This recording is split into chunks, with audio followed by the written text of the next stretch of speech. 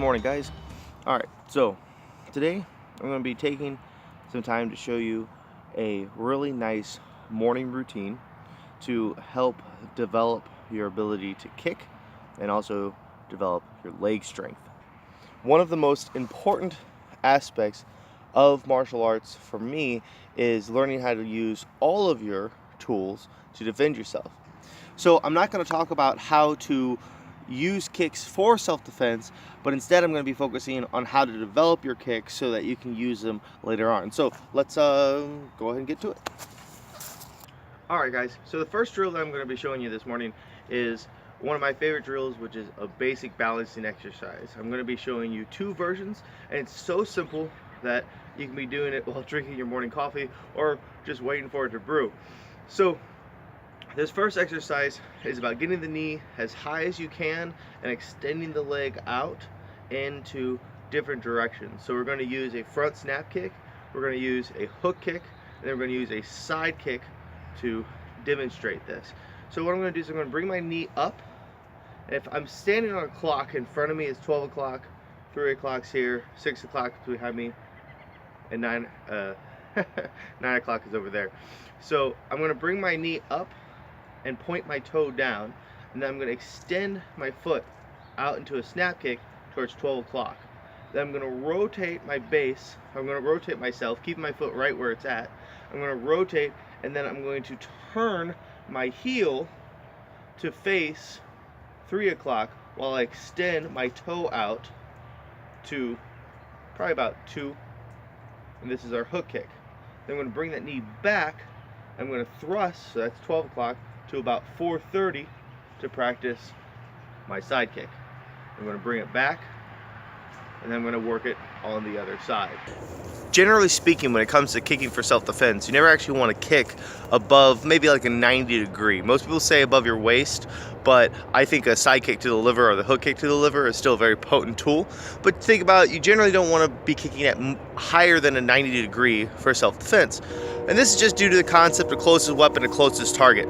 So if it makes the most sense for me to throw an eye jab to the eye, me kicking someone in the head would be equivalent to me punching them in the foot. It doesn't make a lot of sense. However, it's still important to develop high kicking skills for two major reasons. The first is just for the fun of it, sparring.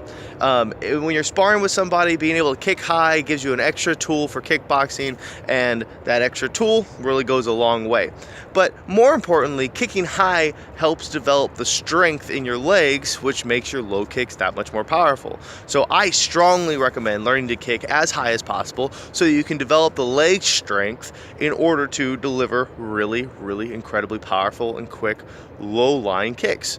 Having said that, when you're practicing these exercises, just go as high as you are comfortable. We're just trying to build the muscles up so that we can use them later on in the day.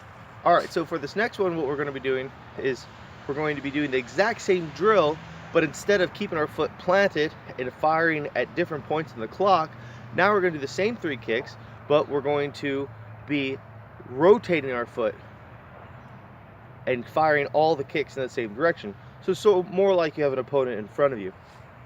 So I'm gonna put my coffee down for this one. So hopefully you guys can see my feet here. So what I'm gonna be doing is I'm gonna be shifting my base so that all my kicks can fire straight ahead of me. I'm gonna do this kind of at an angle so you can see it. So from my stance, I'm gonna bring my knee up. I'm gonna do a snap kick. Then I'm gonna rotate my base so I can do my hook kick. Then I'm going to rotate my base again so that I can throw my side kick. And we come back to center. So I go, bring the knee up. Okay, I'm going to snap kick, hook kick, side kick. Alright guys, trivia time. When it comes to studying Wing Chun, we are always taught to keep our kicks below the waist. And Bruce Lee absolutely followed this principle until he was influenced by one other famous martial artist. Who was that martial artist? Stay tuned to the end of this video to find out who it was that convinced Bruce Lee to start throwing head kicks. Alright guys, so this next combination is a little bit more advanced, and you're starting to get into simulating sparring as well with this kicking combination. So what we're going to do is we're going to start off in a southpaw stance. I'm going to pick my lead leg up. I'm going to do that snap kick. Then I'm going to rotate the base. I'm going to do the hook kick. And then I'm going to put it down as a cross step, which normally we don't like a cross step unless we're rotating into a spin kick. And now I'm in the opposite stance, so I'm going to fire a rear snap kick directly into a hook kick again. All right, so I'm starting off with a lead leg, okay, and this is all training just one leg. Okay, so I'm going to be hitting snap kick, hook kick, cross. This turns, I hit my side kick with the other leg, and then I go back to educating the lead leg. When it comes to self-defense situations, you are probably going to be wearing your shoes, and shoes do add extra weight, especially if you're somebody who works a really manual job that has you wearing something like steel-toed boots. That can oftentimes add upwards of 10 pounds to your total weight. So it's really important to learn how to kick with your shoes on. Not to mention the grips on your shoes will change your ability to shift your base. Having said that, if you're new to kicking, it's good to learn how to kick first without shoes on so that you don't have the added weight, so you can just work form and function before pushing the muscles. But once you understand how to kick, it's really important to develop your ability to kick with shoes on so you can deal with that extra weight as well as dealing with the additional friction of the grip of your shoes.